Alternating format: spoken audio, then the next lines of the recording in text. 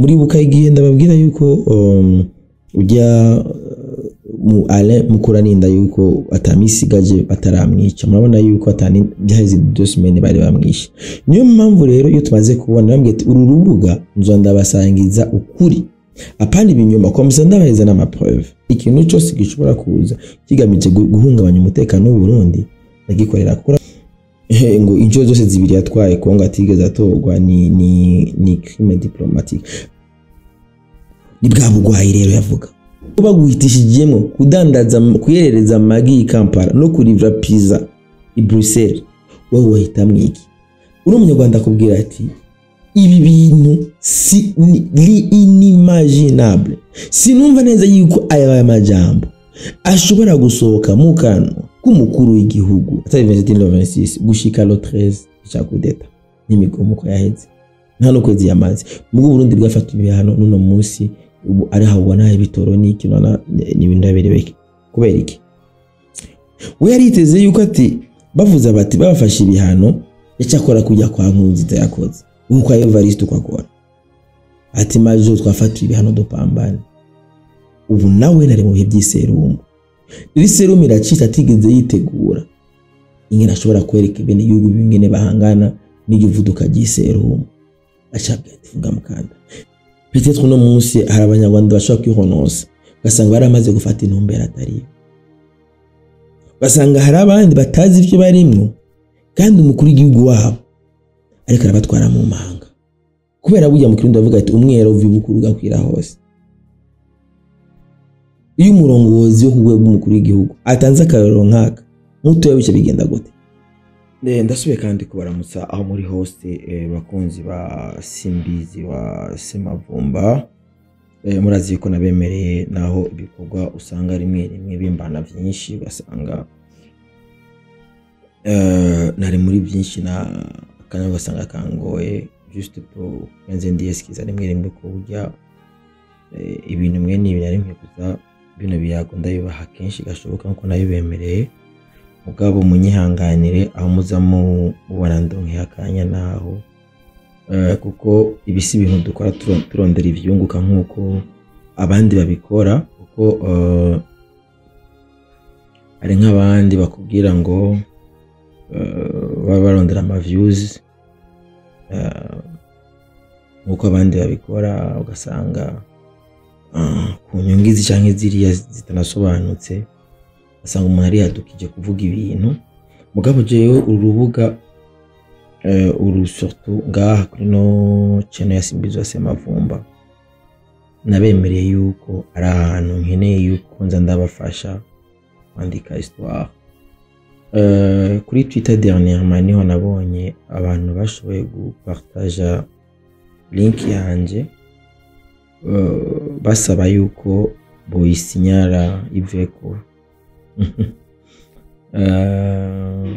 just ari abantu nkuko izi mbuga zihari hari abantu bari bazi ko ari bafise monopole rebo bonyene izi mbuga bari bazigize zabo hari abantu bari bazi yuko umuji ari ubonyene bahuzi hari abantu bari barafashe Twitter bahigiri nkuko mengo nakibareka umenga abandi bo ntibashobora kuzikoresha hari abantu bari barashinze amaradiyo bazi yuko ati nibo bonyene bashobora kugira amaradiyo hari abantu bari bazi yuko bo badahari ibintu bidashobora gutegurwa ibintu bidashobora kuba rero nabo abantu rero baca bikanga yuko bashobora kuba bafise ubushobozi bw'umugabo abandi uko message gusa nobaha uko bibaza yuko bosinyara ivyanje niko natwe twosinyara ivy'iwabo kandi turi benshi iyo muri demokrasi yuko namanda bivuga singimba icyumviro ndagishikirije ukumva kera kubabaje canke mvuze ukuri kuko babaje solution zo gusinyara oya kwa namwe ibinyoma mushikiriza nabyo dusinyara twahisemo kubagumiriza ko ibinyoma byanyu ngaho bihabi mugabo natwe tukunda turabahereza ukuri rero si ubona yuko ari wenyene ufise yuko ibinyoma byawe ari byo gumaho mutanguye iyo mikino twese turazi kuyikina iyo mikino yo gusinyara turayizi neza kandi turi benshi kandi n'uburyo ntibubuze. Reka ukuri n'ikinyoma bigwane, hama umuntu wenyene azogira amahitamo. Imbere yuko tubandanya murazi ko naye narabemereye yuko ndabahereza igice cya kabiri, ni igice cya kabiri kintu zinya ca gisomwa nabemerera, gisomwa canditswe n'umunyarwanda yitwa Jean d'Amour Karake. Igisomwa yanditse ati kitwa ati Kagame de Bagoul, son peuple applaudit, ou l'exemple d'une dictature appétissante. De Bagoul urumva sinzi ko muzi kirundi kibwa ngo kudebagura. Ati Kagame aradebagura hama abanyagihugu biwe bagakoma amashi. Mubanze kwanza mwumve difference y'umurongozi. Murabona mwumve nkino murazi mentfwa namanda babwira yuko Burundi buri muri renaissance. Burundi buri muri renaissance. Burundi no musi gwaruka bwamaze gutahura imbono. Nimumvirize nkuno ingene n'icubahiro atera intege David kuri projet Kibonobono. Ahera nawe numviriza David ariko aravuga ikibonobono, amahera cyo kwinjiza cyonyene. Cenja niyumvira nti Kibonobono honyene kirabana n'ibitego, ugiye uragira mu hectare urashobora gusanga wateye omwe demi nka enkare do hectare ibintu bonobono, kuko uzuratera kuko ni fertilizer ugaca usoroma. Iyo mwagize chaine de valeur, umwe yarose ibiro 5, undi yarose ibiro 10, undi yarose 50, mwese mwegeraniriza hamwe kuri izine gacikora tugaca dushora. Kuko kimwe cyonyere tworonka amahera menshi cyane. Rero mwumva ko twexporta amavuta y'intuze. Igihugu no musaho kiri ugwaruka ruko rugira ama innovation. Ayo mpabona hari ibigo vya paeje vyandi n'ama innovation n'ama solution. Je nkanje kubera nashoboye kubona yuko ngari ibinyoma byinshi bicangaha, nahise mu kubazana kuri kugira nituganzwe n'ikinyoma. Kuko burya ikinyoma umuntu yagiteguye neza kirabukuri.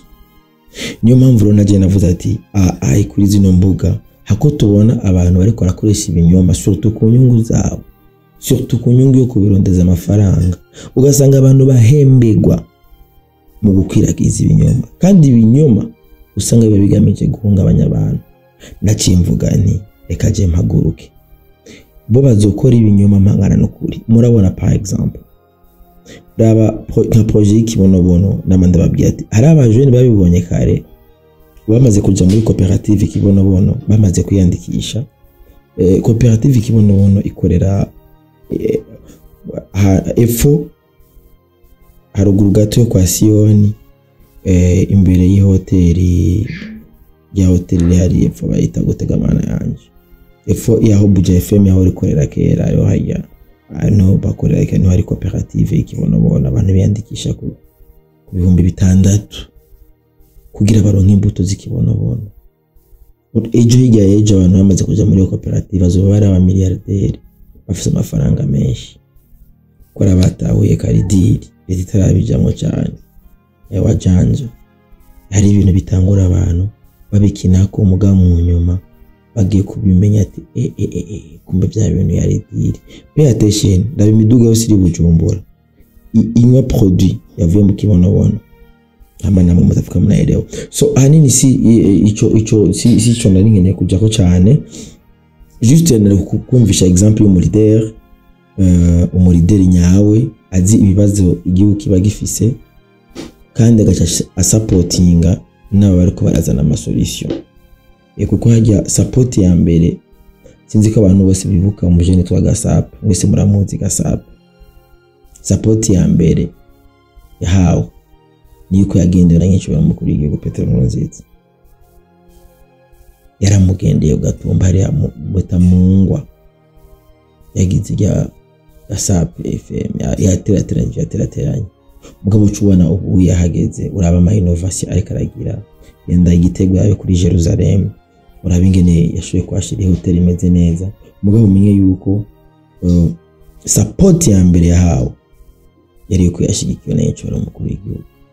Urumva rero icyo ni ikintu gihambaye kandi si ikintu cyo gufyinisha. Urinze wumva son excellence ashobora kuba yaratahuye yarabonye yuko ari abajene bari kwa apporter des solutions surtout kuri kino kibazo cy'amadevize bagwata amadevize abarundi ntibagiye ntibifokasinze kumfashanya twaratahuye neza yuko kuko sindibuca nibuka ariko arabisigura uravye ikawa yaba produit mu Burundi ukaraba icyayi cya produit mu Burundi nukuri sinibaza yuko amadolari yo bava mu ikawa no mu cyayi ikawa cyayi ni pama ko vyo byoshobora kuvamo amafaranga yo gura ibitoro akagura ibya gisirikare bikirirwa muri Aziya ko inko amasasu biva hanze imiti biva hanze niki ndafise icyizere yuko avec Paege avec n'urugwaruka rwagiye ruriga ruregeranya ubumenyana hariya ndafise icyizere yuko vuba mu financement ariko bararonka tuzoronka n'abajene basigaye bakora imiti kubera objectif nuko exporta byinshi tukimporta bike. Murumva neza yuko ibibazo twaci Burundi bwaciyemo bwatumye ugwaruka rukanguka ejo hirya y'ejo Burundi buzako buri exporta butizera imfashanyo cyane. Rero naha ucubona hari abantu benshi baba badashima inzira uburongozi dufise bwadutwayemo yo guhangana no kuturondera inyishu y'ikibazo kiba gihari ari mu mabaca bagomba ngo ibitoro ngo imirongo ya mirongo irafise umwanya c'est question du temps solution ikiraronde birikiraboneka kandi azi yo kuvuba kuri no muvuduko uriko kuri ibibazo nke twagiye turaca muri ngene twagiye turabyitwaramo ndazi neza yuko inyishu imeze neza igiye kuboneka. So nuko umengo badeko ndabwira ni juste niyo ntumbero je nihaye ngaha niyo ntumbero novuga yuko nihaye yuko ndabigisha ndabereka la realite y'igihugu ukuri kw'igihugu ingene ibintu bimeze umuntu yakubwira ntabi muraza kubesha urumva tumenya ati ikibazo nambi gitora tacu amadevize ni make namba ari make ikibazo cyo tugaruka kuri twebwe n'ubone bwe bw'iwacu kubera ivyo dukora twabya export produise dukora twongera dushora hanze gatora amafaranga y'agaciro kubera amarundi akora mu Burundi kene ni nkuko nawe ushobora kuzufisa amadevize bwawe banza kwanza kuyavunja kugira ushobore kukurikira ngano naho je mukaba ufise dolari nta muntu yo kuzimana ubwo ati banje yavunja amarundi nuko rero ibintu biba bimeze rero mugabo nuko nundi muntu keneye ikintu nawe ico mu kindi gihugu umva utegeza kuba ufise amafaranga yiwe urishobora kukigura. Rero ni mpamvu bisabwa yuko ivyo bindi bihugu tugenda kuronderamwe imizigo natwebwe dukreye ibintu tujanayo bizoryoha kandi biratanguye kuza aho tubona aya makonti aya maroli ava hanze yinjiye ava za Dar es Salaam zande za Mombasa aja pakiye umuzigo no mu Burundi ava mu Bujumbura apakiye undi muziga ujanye babyiza nyabagiye kurangura amakaro abagiye kurangura amaki nabone kujya bazanye imizigo ngana twebwe dupakira ibyacu dutwara deka ndazi yuko vuba cyane bizoba yaramaze kumva ibintu by'amatone y'ubutare hariho amavuka by'ibiki bigori kitututu ibintu byinshi cyane ndazi neza yuko ibintu mu Misiri imbere bizoba bimeze neza. So reka rero tugaruke nashaka tugaruke rero kuri cya kabiri uko nabibemereye byo kudebagura by'umukuru w'igihugu cy'u Rwanda. Ni juste nkuko nabibemereye ifu yuko iki gisomwa ndakibarangiriza gisomwa cyanditswe na Jean d'Amour Karake ifu yuko ndakibarangiriza uno musi kumanda igice cya kabiri surtout ndahera aho nari nahereje ko dernièrement aho avuga ati ni juste kuberekana yuko iki gisomye mu ndiko ndakibasangiza igice cya kabiri kwerekana yuko uburongozi bw'u Rwanda surtout umurongozi wabwo agomba kugenda asize ateranije abene igihugu biwe n'ayandi mahanga ko bamaze kubona ama reportage y'abanyarwanda bongera bavuga bati biradutera isoni hano hamwe kwitaye ko turi abanyarwanda bivanye ko uravye yuko ibihugu byose bivuga bati umugwi wa M23 uri soutenu par le Rwanda soutenu par le Rwanda bashobora kuvuga nk'ibinyamakuru mpuzamahanga byo ntibishobora kuvuga M23 bitavuze soutenu par le Rwanda. So rero hariho rero ukuri rero kuri kuja hanze bariko barerekana kwerekana yuko muri ya ngwara dernièrement nababwiye ntuzenya perezida wabo perezida Paul Kagame bagwaye ya maladie d'Alzheimer naragerageje kubasigurira yuko ari ingwara ituma ya maladie d'Alzheimer n'abasigura ingene ari ingwara usanga yakoze umva hamwe umuntu nyene umenga abantu bose nubusa ugasanga umuntu ahindutse asigaye avuga ibintu biri bizarre ukabona hageze mu bihe by'icunamo avant babyagenda ku mugabo dem ukabona karira biragapira tanto yagenda imbere y'abantu ugasanga karavuga ibintu karatyoza abana bariya ayifatira mu gahanga mukibaza ati no muntu ko atari uko yahora avuga ko amajambo yiwe yahora amajambo agoroye ngwara rero ijya maladie d'Alzheimer uko yaba expose no munyarwanda Jean d'Amour Karake niyo navuze ati reka ndabasangize rero kino gisomwa kugira mubone ejo hirya ejo nimwabona ati muri buka igihe ndababwira yuko ujya mu ale mukuraninda yuko atamisigaje bataramwica murabona yuko atani byaheze 2 semaines bari bamwishe. Niyo mpamvu rero iyo tumaze kubona nambwiye ati uru rubuga nzo ndabasangiza ukuri apana ibinyoma kwa msanda baheza na preuve impamvu ati none president ko asigaye avuga ibi yuko twaratomboye defo bwa mbere nibona umengo nifo kuba duhuza ururimi muga pour le moment hari ibintu nk'umunyarwanda ashobora gutinya kuvuga kubera natwe tuvuga tuti ko abanyarwanda batinya kubivuga nubivuga akaba yarubwomutse mu Rwanda cyangwa ikiyavuga ati jewe nk'umurundi ndashaka kubafasha kubera muri kudebagura abari karagira numvamwo ihungabana ry'umutekano w'u Burundi. Niyo mpamvu rero ikintu cyose gishobora kuza kigamije guhungabanya umutekano w'u Burundi ndagikorera kuko urabona yuko mwarabonye nk'umushikiranganje wabo Perezida Paul Kagame niwe atwara igihugu atwara Sena atwara Parlement atwara byose kandi niwe nabitegeka. So iyo mwarabise by'umushikiranganje wiwe ubigendanira yavuze avuga yuko ngo abarundi bagenda wibasigaye banagenda bakwiragiza mama ngo abarundi ngo babise FDLR ngo babise ibiki ibintu byose ubona neza yuko ari ibintu bo target yabo nuko nyine twace dutabura yuko kuba ari kudebagura mugabo ava tutarayibona neza.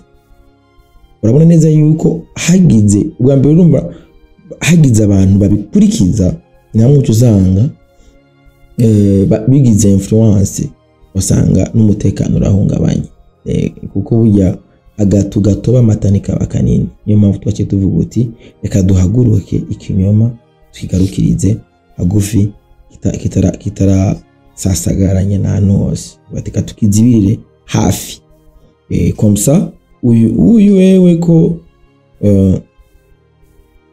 imyaka irikira mujana nyene ntajane n'abantu nabi reka ukuri tugushire hanze tubereka ibimenyetso na rero nca nishimikiza kuri kino cyanditso cya kino bino byandiko urugwete rwanditswe na Jean d'Amour Karake kugira abanyarwanda n'abarundi batahure impamvu imvugo ziva mu Rwanda uzifata nk'ubugwayi nyene buri ngaho umsa ntihagire umuntu uza guhungabanya ngo zimuteshe kuko ivyo abandanya yikorera cyo turi muri periode electorale abarundi babandanye batunganya amatora yabo neza. Aho nari naheje ndasoma buke mu Gifaransa hama nongera canza ndasigura. Vous avez certainement suivi son débagoulage lors du déjeuner diplomatique du Nouvel An 2025. Eh bien, notre président, littéralement, on va dire notre président, notre, je ne ndasoma gusa no texte, uko mubibona nga kuri écran, ni juste gusoma mugabo ni texte yanditswe n'umunyarwanda, ubu yabibonye hakiri kare yuko président wabo afise ikibazo. Vous avez certainement suivi son débagoulage lors du déjeuner diplomatique du 9 juillet en 2025. Eh bien, notre président a littéralement, tenez-vous bien, suivez votre chaise, traité d'idiot son homologue Tshisekedi de la RDC avant d'affirmer qu'il n'a jamais été élu comme président de la RDC. Il n'a réussi à une vidéo irinyuma, je sais reconnaître des idiots, cet homme Tshisekedi qui cause les problèmes entre le Rwanda et la RDC n'a jamais été élu à 2 reprises. Laissons de côté le mot idiot dont on ne traite mais pas son domestique devant des invités. Si 10 mois on n'a pas été éduqué dans une porcherie. Un président africain qui réunit les diplomates autour d'un banquet pour leur dire qu'un de ses homologues africains a accédé au pouvoir par fraude électorale. C'est dégueu. Il faut être sous emprise d'une substance incapacitante pour avoir le cœur de tenir de tels propos devant les diplomates en paquet. C'est un crime diplomatique. Il vient d'abisubiye dernièrement aho nekonderekana ingene kuba Perezida Paul Kagame yashoboye guhamagara abadiplomate akaza kubumvisha yuko ngo Perezida wa Kongo atigeze atorwa, ngo inshuro zose zibiri yatwaye Kongo atigeze atorwa ni crime diplomatique. Ibi bica biza hari abantu bazavuga ati ngo hari abantu bazabambwira surtout ngo hari jambo ndakunda kwishura baraza mbere simbizi ngo igihe ngo habaye gutungane ngo wewe ngo nzobazwa iki. Ikintu kimwe umenye yuko je suis responsable de ce que je dis mais je ne suis pas responsable de ce que tu comprends. Ibi ndiko ndababwira nije mba ndiko ndabivuga mugabe ibyo utahura niho n'amahitamwe yawe. Je nta muntu azuza kumbaza ivyo watahuye. Oya, nuwombaze ibyo navuze ntiyombaze ivyo watahuye. Ndafise kuvuga ikintu ukagitahura uko ushaka, c'est ton droit. Aha ndiko ndasoma ivyo munyarwanda kuko mbona neza yuko ibi byo munyarwanda ariko aravuga ni ibyavuzwe na President de la République y'u Rwanda. Yaravuze yuko Tshisekedi atigeze atorwa na rimwe. Nkibi byanditse ngaye. Ivyo nivyo yivugiye president. Rero nk'umunyarwanda ivyo ni ibintu atamu president ashobora kubaho kujimbene ngo naho ntigeze atorwa. Umuntu yemeje na cour constitutionnelle anemezwa na CENI. Conseil national commission nationale y'amatora yemeje, CENI kemeza, aba observateur mpuzamakungu bakavyemeza. Binaisha ivyo bingine ni byako. Et puis c'est vraiment l'hôpital qui s'est moqué de la charité. Quelqu'un a déjà brigué 4 mandats. Quelqu'un a tribatué la constitution pour qu'il nous gouverne jusqu'à la venue de Jésus-Christ. Sorry. Et puis c'est vraiment l'hôpital qui s'est moqué de la charité. Et puis, c'est vraiment l'hôpital qui s'est moqué de la charité. Quelqu'un a déjà brigué 4 mandats. Quelqu'un a tribatué la constitution pour qu'il nous gouverne jusqu'à la venue de Jésus-Christ. Quelqu'un s'est toujours fait élire avec ses scores brinjanviers, dont on a 9,9%. Et c'est lui qui donne des leçons de démocratie. Et c'est dans un langage et une gestuelle dont banlieusard, en tout cas indigne d'un banquet de diplomates.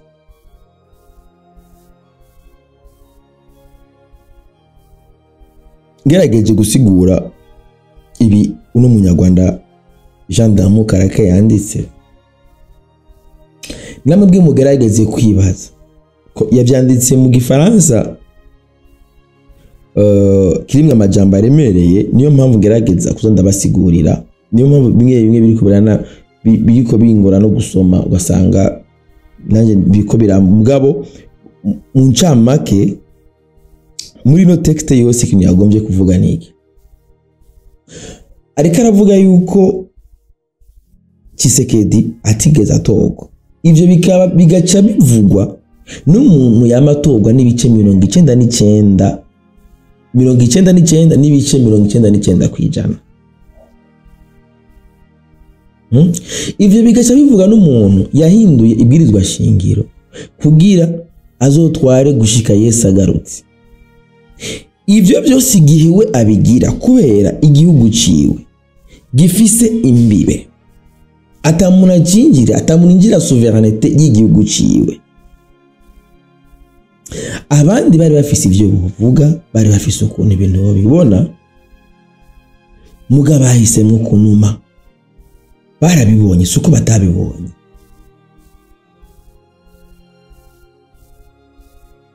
Suko batabibonye. Mugabo bo bahisemwo kubahiriza ubwigenge bw'igihugu cy'abandi. Mugabo no musu kuva umukuru w'igihugu arahamagaye abadiplomate, arabicaritse bako baracangira gahawa. Akaye ka mugatondo. Nimbe murazi yuko umukuru w'igihugu nakatigeza togo. Ni bwa bugwayi rero yavuga. Ni bwa bugwayi. Kuko iyo kumuna dafise ubugwayi uri umuyobozi mu bintu vya mbere wubaha, urubaha ubwigenge bw'ikindi gihugu, urubaha ama institution y'ikindi gihugu, kandi ukanashira nayi ntayishize. Wumvise rero umukuru w'igihugu yubaha akagiriza y'ikundi mukuru w'igihugu imbere y'abaseruka ibindi bihugu, nibijya bise crime diplomatique. Aha ubutungane bumeze neza hadoshe bwo yugurura, kuko umukuru w'igihugu amaze umukuru w'igihugu iratogwe afise iyo bica, hari inzego bicamwo, ari naho rero yarenza akarimbi. Lors d'une autre sortie, celui qui est donc dénommé Nagueur, l'homme fort de Kigali, et qu'il appelait aujourd'hui Maigrichon de Kigali, s'est encore illustré, toujours contre le président Tshisekedi, comme quelqu'un qui a perdu le sens des frontières qu'il y a entre le disciple et l'indisciple. Un ancien taximètre et livreur de pizza à Bruxelles ne saurait être un gestionnaire d'un État.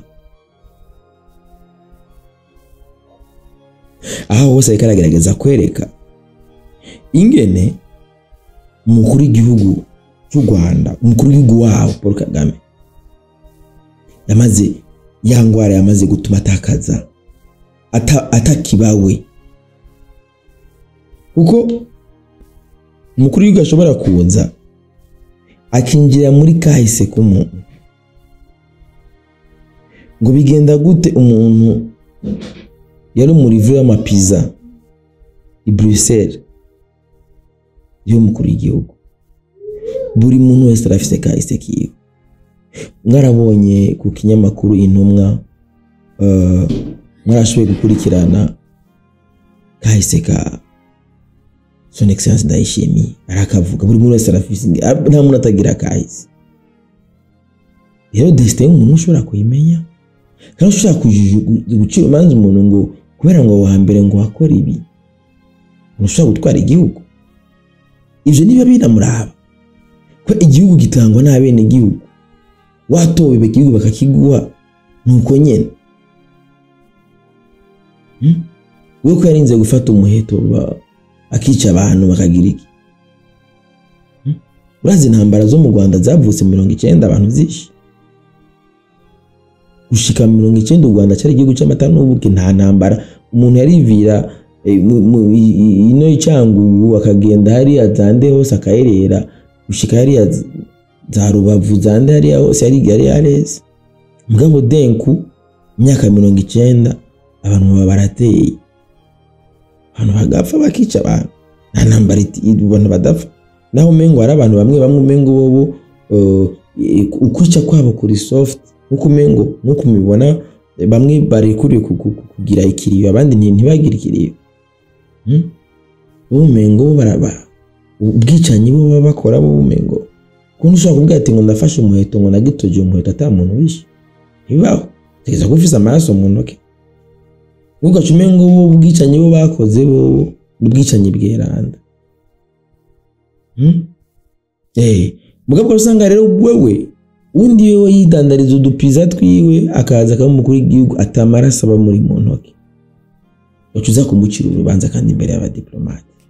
Ubwo nico kino gisomwa ndiko ndabasomera ngaho. Très pathétique, sauf qu'ici Il avait oublié que lui n'a pas non plus un CV plus réluissant. De toute façon, entre le métier de vendeur ambulant d'œufs dans les quartiers malfamés de Kampala et celui d'un taximètre livreur de pizza à Bruxelles, beaucoup choisiraient le second. Uno munyarwanda ngaci yavuga yuko hagati y'umuyadandaza amagi mabarabara y'i Kampala n'umuntu yarivra pizza murazi yuko ni yaba boss. Hagati y'aba petit murabona utembereza amagi uvandereza amagi nico kiyabaza. Ati nuko twebwe president wacu Paul Kagame yadandaza amagi i Kampala ayerereza amagi i Kampala. Ni gute agomba wewe ni gute hati wewe baguhitishijemo kudandaza kuyerereza amagi i Kampala no kurivra pizza i Bruxelles, wewe wahitamwe iki? Ni shwayi wawe. Iyumvire umuntu yadandaza amagi muri kahise kiwe umugabo n'umuyobozi w'igihugu n'uwundi yarivra amapizza i Bruxelles.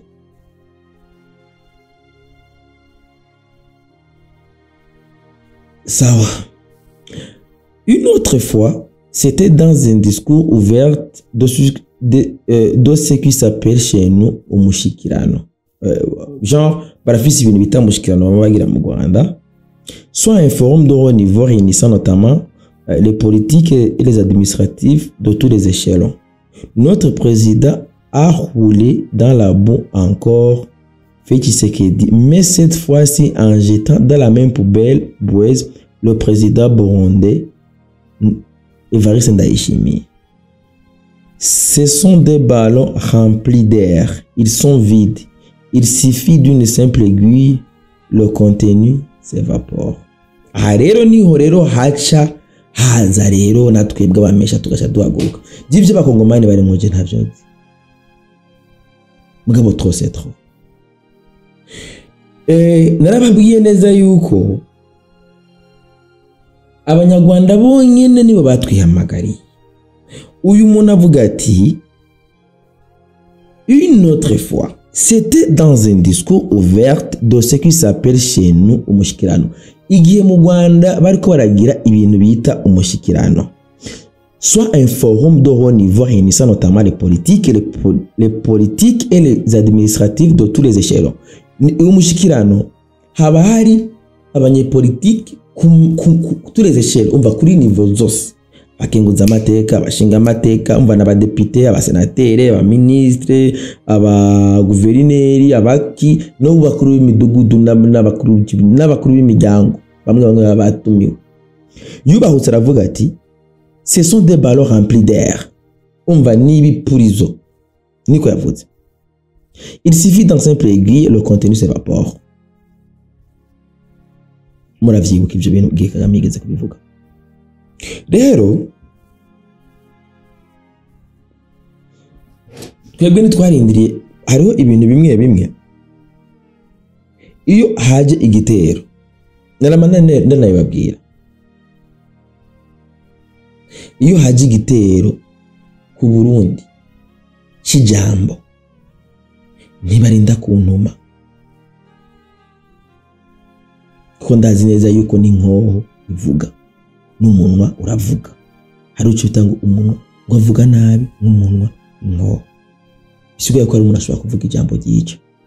Hariho ingwara y'ibisazi, hariho imbwa ishobora kugwara ibisazi ku buryo ikuriye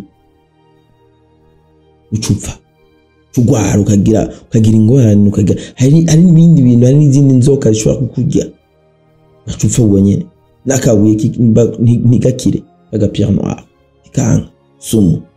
Rero n'abandi bantu bagira amajambo y'isumu, ugasanga umuntu aragwaye mugabo ubugwayi bwiwe bumutuma aciragura isumu. Na hari rero tutoke duhaguruka tuvuga uti trop c'est trop. Kwibasira abakuru b'ibihugu ukabatukira mu bantu. Abarundi murazi imico dufise, murazi uko twarezwe, murazi yuko tubakurikira zira. Shayibaza rero gacubona umukuru w'igihugu cyawe umwubaha mu Burundi yitwanye n'icubahiro cyera bayahawe. Imana umwami mu Burundi nyine icubahiro Mana. Twe tuzi neza yuko uburongozi bwose buva ku Mana. Ujya murongozi tuba dufise aba ari umuvyeyi wa twese. Umwubaha ubukozi bw'ijyo ry'abarongozi. Abavyumva n'abatavyumva. Mugabo avec ino fight ino lutte turiko turakora batotahura mu nyuma yuko ikije kirondera umukuru w'igihugu cyakirondera umurundi wese. Na tutigeze twemera yuko umurongozi ahera hejuru agatukana n'abakurikira ngene babwiye yuko uyu muntu ino ngwara afise harabizogenda iyo beje. Hari abantu bibaza bitiranya, hari umuntu azavuga ati ngo simbizi ngo mu Rwanda ngo hari umwito ngo namba ari kantano namba ari biki. Ndasubiyemo. Jeni muze mungereranya nabo bantu b'Abanyarwanda bafise ama ideology wabo. Nimuze mungereranya nabo bantu. Moi j'assume ce que je dis. Ivyo mba mvuga na ibyo niko ndabisoma ndabaha n'igisomwa okiri. Ibi nyene president yavuze mu bantu ngo nibipurizo ngo niki birahari.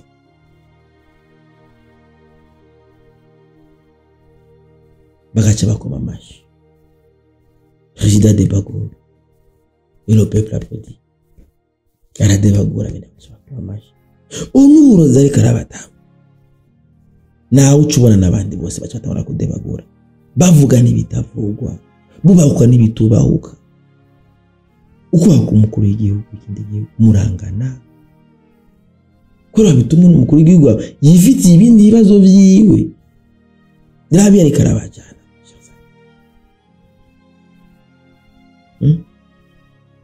L'inimaginable nuko mwanditse avuga.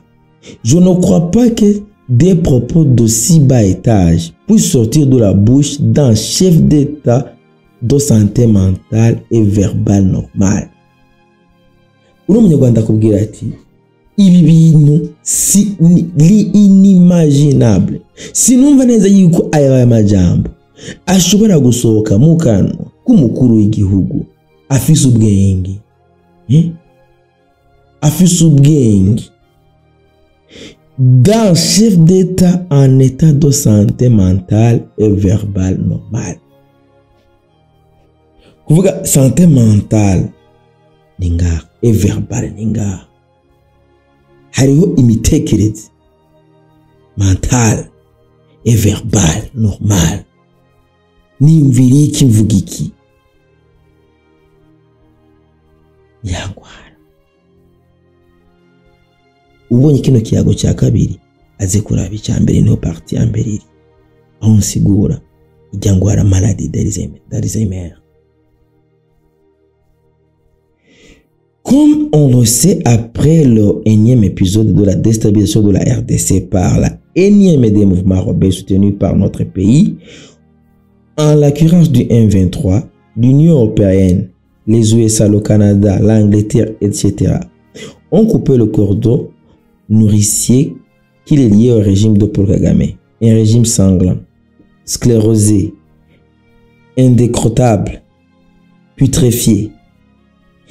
En réaction à ces sanctions aux conséquences plus que catastrophiques sur le quotidien du peuple rwandais, au lieu de se placer devant nous en commandant de guerre contre les conséquences de cet embargo, notre président a choisi de nous avouer à la famine. Fungeni mikanda.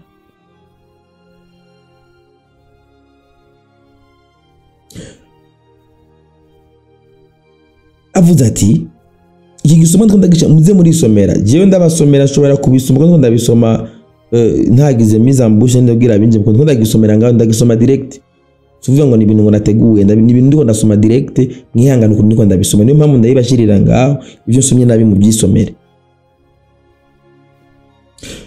Ibi navuze ati comme on le sait après le énième épisode de la déstabilisation de la RDC nkuko mubizi inyuma y'incuro nyinshi enyeme umva ni episode z'amaho zo guhungabanya Congo murazi yuko Kongo gushika mu myaka 96 twese niyo twahungiye cyo gihugu cyari gifise amahoro ngaha n'abanyarwanda 59 bahungiye muri Kongo bagiye muri Kongo abarundi 72 bagiye Kongo 91 baragiye Kongo 88 baragiye Kongo 93 bagiye Kongo twe twahungiye Kongo 95 tuko twaraswa hama 96 kandi rero ni wari ku destabiliza Kongo byatanguye baje kurondera abashize bakoze genocide yakorewe abatutsi mu Rwanda sawa baraje ubwa mbere baraza kuri niyo kirafatwa James Kabareba abashije d'etat major riri mu nyuma baragaruka za 2010 RCD Goma ntumba zibikite didi mu nyuma M23 riri vyamaho rero amakunga amaze kubona yuko ivyo bintu yari amatrick byamari byitwazo bitwaza ngo abatutsi ko arahotegwa muri Kongo bikaba biva mu Rwanda ugasanga Union Européenne ifite n'ama partenariat y'ivyunguka n'u Rwanda niki mu nyuma baca bafata rero baca bayifatira ibihano bamaze gufata ibihano qu'est-ce qui s'est passé ni president wabo hako ahagarara nka commandant de guerre aravuga ati au lieu de se placer devant nous en commandant de guerre contre les conséquences de cet embargo notre président a choisi de nous vouer à la famine fungeni mkanda hako ahangana n'ivyo bibazo murabona neza yuko twebwe twaragiye mu bihano kuva 2015 muravyibuka twarafata ibihano harabaye imigumuko yamaze indwi zitatu c'était du 26 non yabaye 27 avril du 27 avril kwera non du 27 oui je crois atari 27 le 26 gushika le 13 chaque data n'imigumuko yaheze nta no kwezi yamaze mu Burundi bwafata ibihano nuno munsi ubu ari habona ibitoro niki nona n'ibintu birebeke kubera iki twebwe ivyo bihano bimaze kuza president no yafunze umukanda muribuka yuko na Petero Nkurunziza muravyibuka ingene yakoze arifunga mukanda aramara imyaka 5 arima atwereka inde turima agira uko nuwamukoreye mu ngata naho acazuko nyina atwereka ikemajo solution rimeni hamwana umwanya ushobora kubazimbana ku masoko nimutaba mufise ibyo mwirimiye je nimuzombaze naho ucubona akakubwiza ukuri ati ebana ubu ikora ubwa mbere twiga ubu dokima dusaba akazi leta duhembe ubu n'umushahara wa leta no dukwira pambana projet kagira gutya japaeje jabije ja muri banki y'abagore ja mukoro byo kurima uje muri BCAB baguha inyungu baguhingurane ugira uko witeze imbere upambane kuko umva twebwe umulideri yagiye imbere atwigisha guhangana n'ibibazo mugabo undi yababwiye ati mwebwe ni mutubika umukanda President unabizo afisa ama-intendance y'ibiki yana problème nta mwanya gutubika umukanda afise ko afise sécurité ikwiye arafise n'ivyaje mugabo bwa bene igihugu ati nimwibohe gushika naho bageze aho n'ubukwe inkwano basabira kwikori uno muco ariko barahonda umunyarwanda akubwiye ati olye hako aje imbere atubera umulideri wa vihangane navyo yatubwiye ngo dutubika umukanda niko yabwiye abanyarwanda.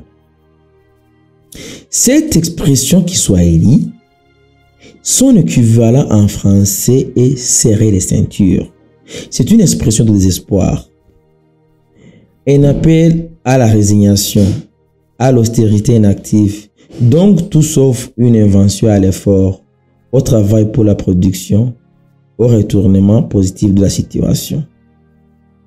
Quand j'ai vu dans les médias en ligne notre président exhorter la population à la résignation, je me suis posé des questions. Mais, est-ce vraiment notre président? D'habitude si fier de lui, si confiant en lui, si courageux, qui a pu tenir ses propos? Ou bien c'est l'un des nombreux soucis des comédiens qui imitent ses voix et ses gestes? Umutipa kubwira ati ntikibone ibintu ntigeze yizira na gato ko ari president yabivuze we yariteze yuko ati bavuza bati babafashe ibihano yacyakora kujya kwa Nkurunziza yakoze uko Evariste kwakora ati majo twafata ibihano dupambane mugabo president yabwiye ati fungene mukanda muzojya murushe ibyo muri Bibiliya uyi kuko urumva neza yuko wewe bari bibirengaho ari imfashanyo nziza ari ayo madini yo kudabistabiliza Kongo bakiba imizigo bakazana bakagira ibiki ntiyarazi neza yuko irobine iserumu niho bazoyicomora muri iki gihe yigeze kudushinyagurira mu 2015 igihe dufatirwa ibihano yavuga yuko iserumu bayiciye ubu nawe nari mu bihe by'iserumu iri serumu iracita atigeze yitegura ingene ashobora kwereka bene yugo bingene bahangana n'igivuduka ry'iserumu acabwe ati funga mukanda naha rero n'umunyarwanda avuga ati je nibagije yuko n'imiburiburi ari baba comedien ari nkuko bivuga aravuga ati ou bien c'est l'un de ces nombreux soucis de comédiens qui imitent ses voix et ses gestes amasosi najya ubona nk'abantu basa bagomba gusa cyangwa bashusa agaca mwigana ijwi no kuvuga amagaca avuga ibi uyu munyarwanda nibyo yibaza murumva ufite n'umunyarwanda ntiyemezanya neza yuko ibyavuzwe na Perezida wa Repubulika murumva ko ari ibibazo murumva ko ari ibintu bitoroshe murumva ko ari ingorane rero naha rero iyo umuntu abavuga ati nkuko nabimbemereye none munsi misemo kugira ngaha kino gisomwa ko ni gisomwa kirekire kandi kirimo inyigisho nyinshi kandi kirimo novuga neza ko gishobora gufasha abantu benshi gishobora gutuma abantu batahura ino situation y'abanyarwanda barimo bamenye ibyo barimo bamenye ibyo ariko baracamo kugira ejo hirya ejo ntihabe ucira urubanza nuriya peut-être no munsi hari abanyarwanda bashaka kwihonosa basanga baramaze gufata intumbero atari basanga hari abandi batazi ibyo barimo kandi umukuru w'igihugu wabo ariko arabatwara mu mahanga ariko aravuga ibintu ugasanga bagombye kujyana nago baraneza yuko wikumugangurukana bumenyi hari abatumwe batukana ijoro n'umurango bakibasira inzego bagatuka bariya na bariya bagakomba kuvuga nk'ibi nyene umukuru wabo kubera bujya mu kirundo avuga ati umwera uvibukuru gakwira hose iyo umurongozi wo kugwe bw'umukuru w'igihugu atanze akarero nkaka muto bice bigenda gute naha rero babisaba rero yuko kuba izi mbuga zarabayeho tuze dufashanya twese ari igitagenda neza ngaha umuntu akakivugana indero n'urufasoni mugapana gutumwa ugende wibasira abantu ugende gufata amateka y'abantu histoire y'abantu ugenda kuyandika kutariko ugenda kwagiriza abantu mwabonye byarumema bitwa Baskovia baza kwagiriza ngo Burundi ngo bitse FDL ngo no mu nzego zicunge n'umukuru w'igihugu umukuru afise yapi afise best pay yoza kurondera inyeshamba zirondera mwiki naha rero cyusanga ivyo byose ntabivuga ngo nukubera ngo abivuze ngo nukubishaka bafise abaye batuma nabo rero bababwira ati genda mu bigenzo uko ugenda muvuga ibi kora biba byavuye bukuru ko kandi abone babazi ibyo yabagamije rero nivyo rero mbona yuko no munsi nogarukira ngaha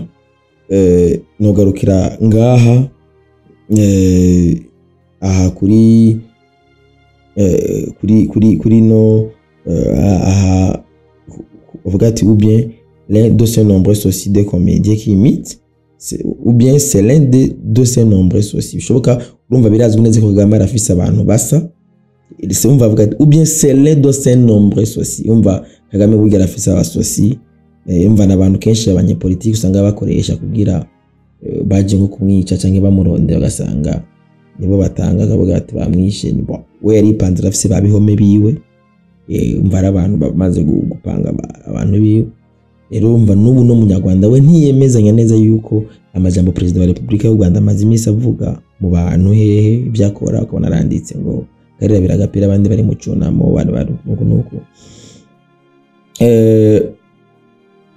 ndibaza neza yuko uko turiko turabikora mugenda mutahura ibina biriye kandi ndazi neza yuko bizobafasha haba ubuce muri kazoza mbere ko ndazi imbere atubikiye byinshi so tugira amahoro twandanye tubanda dushikirana ama video izokurikira ndashobora gucisha bivanye na argent izo bibaye canke dushoboye kubahereza mbanda ndabahereza ibigize kino gisomwa cyo n'umwanditsi Jean d'Amour Karake. Bisigaye ndabakunda cyane, mubandanye mudu supportinga canke mufise cyo mubaza bashaka kunyandikira kuri iyo nimero iri ngaho kuri écran 69 62 15 15 batanguza plus 257 69 62 15 15.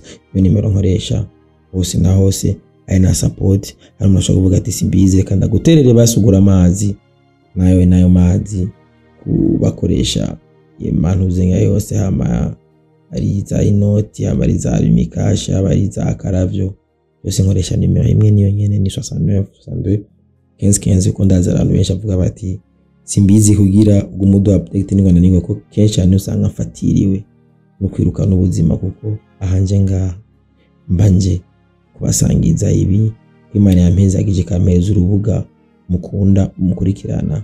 Wanavuze ati turafashanya ndosakanya nsangambwa avuga ati simbizi turabukeneye cyane. Urumva nuko mubigenza, ibisigaye Imana ibafashe aho muri bano mu banyu, mugire na Pasika nziza. Ndabakunda cyane.